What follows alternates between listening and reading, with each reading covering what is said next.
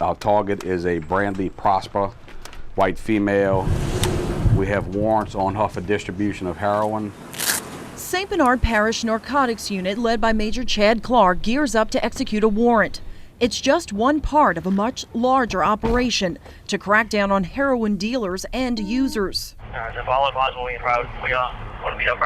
A team of St. Bernard narcotics agents, DEA, and state troopers quietly gather and then storm the Chalmette home. Let's set them outside. Within minutes, the occupants of the house are handcuffed and read their rights. Their target, Brandy Prosper, is caught. When we made entry into the house, obviously everybody was sleeping. What she's telling us now is that she's just starting to get sick. So in order for her to get her fixed, they was about to wake up, go elsewhere to go buy the dope. Clark says Prosper is also a heroin user who deputies previously caught on video selling to another person. Just sit that now. It's a half a gram. I just went and got it from my friend down the street. He says the other occupants of the house, her husband Caligaro Carbello and Robert Allen, are heroin addicts too. It's a tough battle. You know, there's so many different components that's going to go in to try to fix these problems with the drugs. Police say heroin, described as the most potent and highly addictive drug, has also become the most frequently used among opiate-dependent addicts. In St. Bernard Parish, the fight to get the dangerous drug off the street is constant. There's drug paraphernalia spread out throughout the whole entire house. You can't profile. It doesn't matter, you know, your race. It doesn't matter you know, whether you're rich or whether you're poor. None of those things matter. They're in every neighborhood. Once outside of the house, Major Clark speaks to the 3 heroin suspects about the seriousness of what's happening. What y'all doing here is not fair to the rest of this damn neighborhood. There's people here that's trying to do right. Y'all got dealers showing up. Y'all don't know the background of this guy that y'all been dealing with for the last couple of weeks. Right. And y'all got him coming into this neighborhood. You think it's fair to your neighbors? You think it's fair to these kids that are riding their bicycles up and down the street every day? In order to get some perspective on how heroin makes its way to the alleged street-level dealers, Fox 8 spoke exclusively with someone deputies call a mid-level dealer. I basically went out into different, just high populated dense areas, and just watch people, watch the traffic. The alleged dealer, already in custody, agrees to talk to Fox 8, only if he's not identified.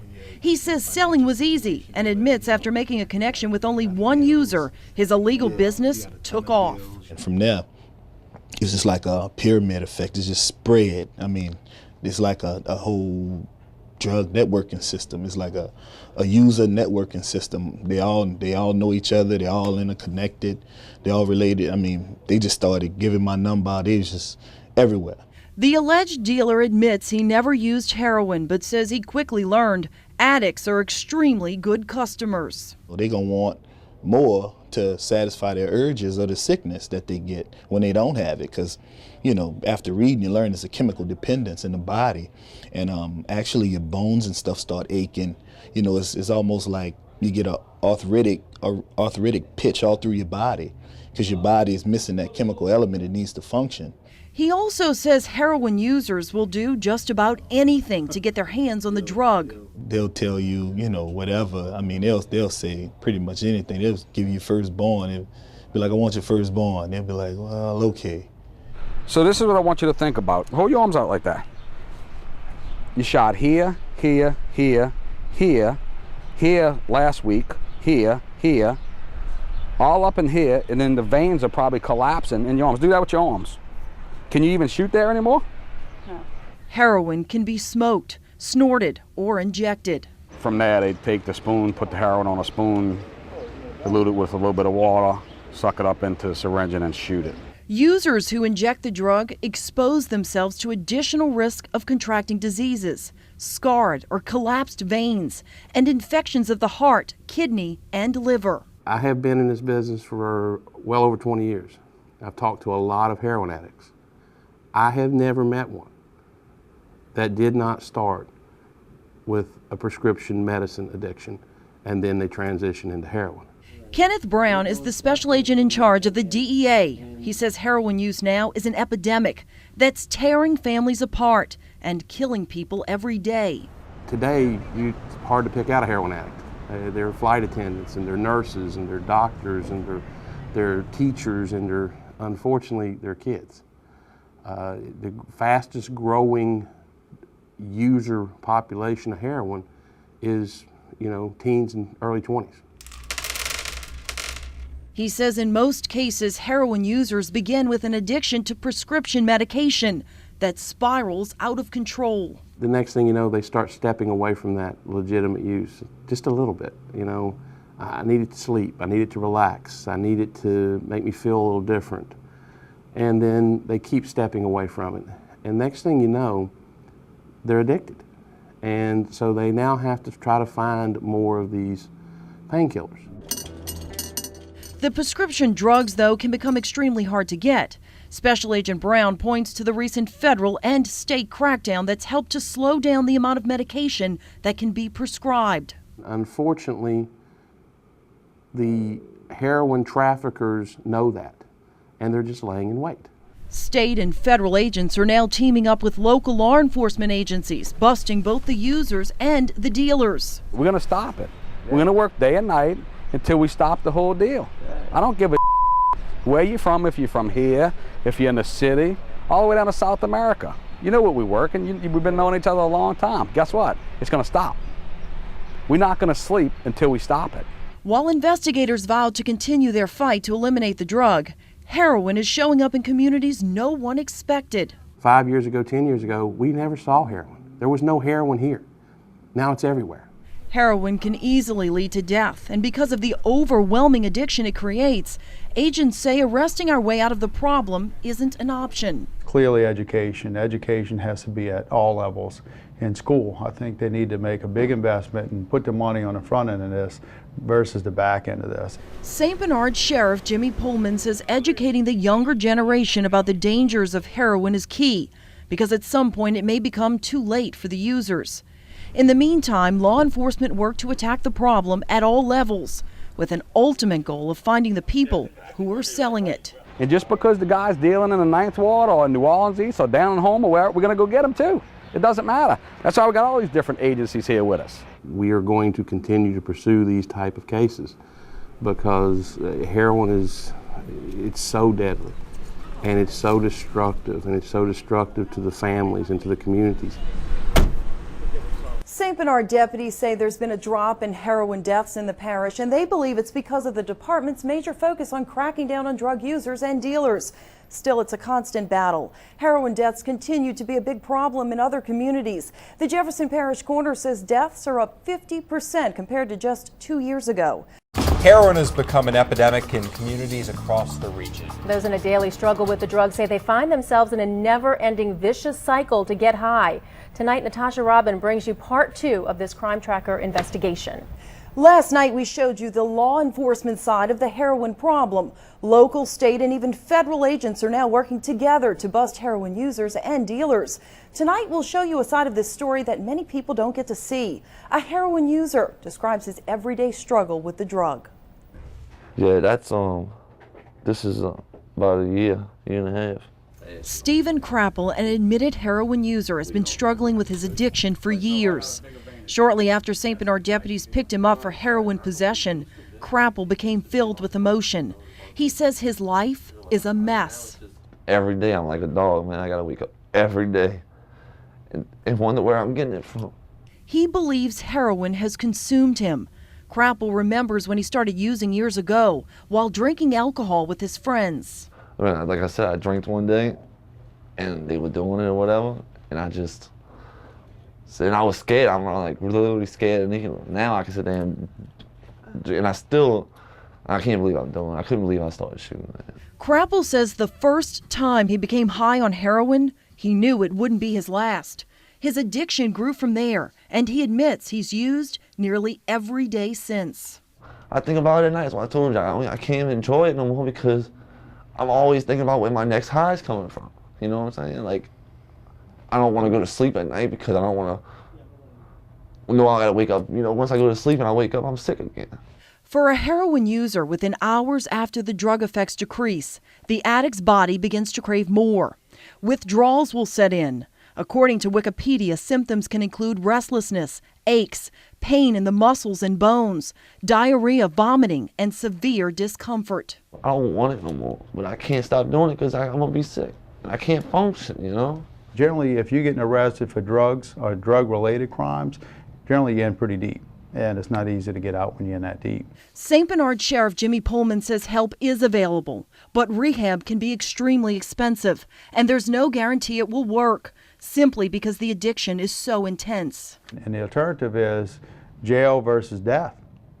And if you don't have some type of intervention, sometimes jail is that intervention that you need to survive these things. But in jail, he says heroin users will likely become extremely sick, but they'll also sober up, giving others a chance to reach out to them and offer help. Then you go in there and they say they can look at these four walls and say, is this what my life come to? And I have to make a choice. Do I want my life to continue to be like this, or I can end up dead as a result of using this heroin, or I can try to get my life back. Crapple says right now he's shooting up to simply feel normal. In the meantime, there's been a trickle-down effect that's causing his family disappointment and pain. I know my mom through so much stuff, man. It's killing me more than anything. You know, my mom, they really don't know too much. They know, you know what I'm saying, they got that feeling what I'm doing, but they don't really know because I was the only one that ever did that heroin, you know? So they really don't know. It ain't affecting them like it's affecting me more because it's killing me inside because I'm doing that to my mom, you know? And she don't really know. Crapple says he tried to get help once, but left the rehab clinic before he could detox. Within hours, he injected heroin again. I mean, it hurts, man. I really think, you know, some people be like, well, you're a dope fiend, you know, whatever, and you don't care, but I think about it every night, man. Sometimes I even cry, and I'll be loaded, I'll be sitting in my bed, man. I keep doing that to my mom, man. I'm scamming to get money and stuff, and all she does is keep trying to help me, and I just keep doing the same thing. It's killing me on the inside, man. I'm dying. Natasha Robin, Fox 8 News. Law enforcement officers admit no amount of arrest will end the heroin problem. They say education is the key. Officers say it's important to talk to children and young teens now about the dangers of the drug. Concerns over a dramatic spike in heroin use caused local experts to try and find a solution. The drug is known to destroy families and even kill. As Natasha Robin explains in this Crimetracker investigation follow-up, heroin addiction is now affecting entire communities. Is it an epidemic? Yeah, I think we've got people dying of overdose. We've got people dying of violent crime, and we have this ever-growing population of people with a terrible addiction. Heroin, often described as one of the most potent and highly addictive drugs, is also the most frequently used among opiate-dependent addicts. We're seeing a spike, a rapid increase in the number of sort of suburban, middle-class, more affluent heroin users. That's our largest growing abuse population. Agent Brown says it's across the board. Every parish in the region has seen a spike. It is an area-wide problem. It is not the city of New Orleans' problem. It's not Jefferson Parish's problem. It's not St. Tammany's problem. It's all of our problems. And because we're all going to pay the costs in lives lost through violent crime, lives lost through drug overdose, lives just lost to addiction. Long-term effects of the heroin. With the heightened level of concern, Jefferson Parish Coroner Jerry Satinovich joined local experts in the field of substance abuse to talk about it. In Jefferson Parish, we've seen a spike in the last year and a half or 2 years of about 50% more than we had in previous years of heroin-related deaths. The purpose of the town hall meeting is to educate others about what's happening. It's a one-way street that's very difficult for people to back out of. Every day I'm like a dog, man. I gotta wake up every day and wonder where I'm getting it from. Stephen Crapple, an admitted heroin user, has been struggling with his addiction for years. Shortly after he was arrested in St. Bernard Parish for heroin possession, he became filled with emotion as he described his constant battle with the drug. I mean, it hurts, man. I really think, you know, some people be like, well, you're a dope fiend, you know, whatever, and you don't care, but I think about it every night, man. Sometimes I even cry, and I'll be loaded. I'll be sitting in my bed, man. I keep doing that to my mom, man.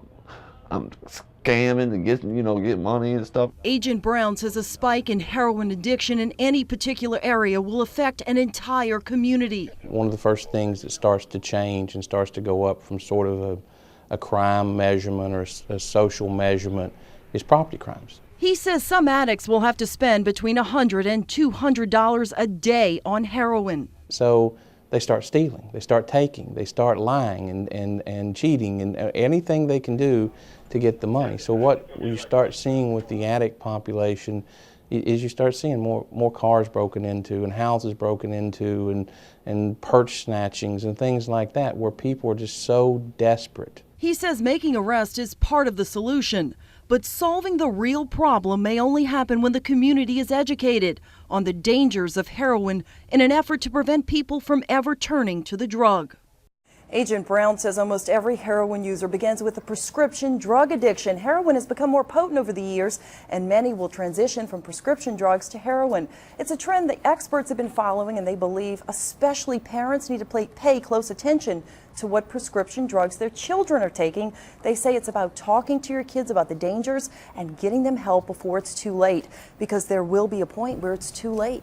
Yeah, and it's a problem of affluence too, because to start it takes some money. You got to have some cash flow. Exactly, and then when they get hooked on it and they need more and more, it becomes more expensive, and they have to get that money from somewhere, or they will become extremely sick. Like more than $1,000 a week, at least. Exactly, and it's a disease. So, all right. Thanks, Natasha.